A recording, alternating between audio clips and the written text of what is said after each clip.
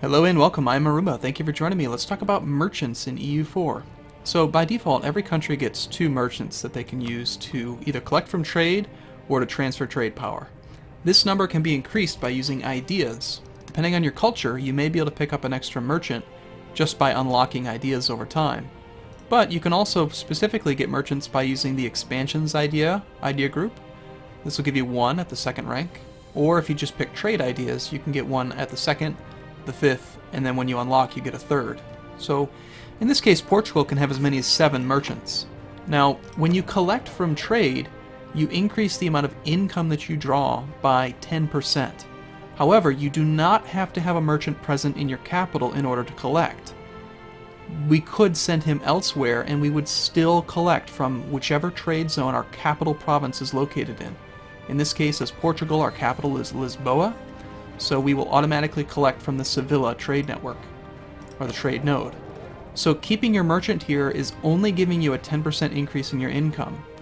Sometimes, depending on how other trade is happening, it may make more sense to collect from other trade zones. For instance, down here, the Mauritanian coast trade zone, this trade node, has just a couple people involved, and not very much overall wealth.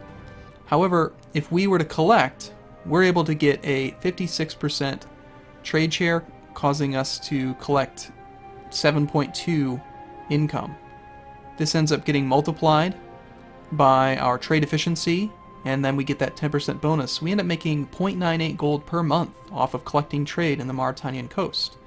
Since there's very little competition, the fact that we have a minus 72.5% penalty for collecting from trade and not in capital doesn't really matter very much. In fact, if we send just 1 or 2 ships to guard this trade, we could actually collect almost all of the trade wealth from this sector, or this node. On the other hand, if we wanted to, we could recall him and then transfer trade power, which would then give us that 10% boost in trade steering.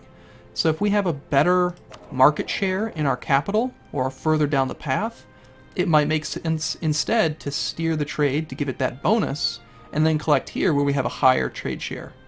But, again, sometimes you don't have to keep your own merchant in your capital. It might make sense, again, to say collect trade from here, and also to collect trade from here, places that have very little power.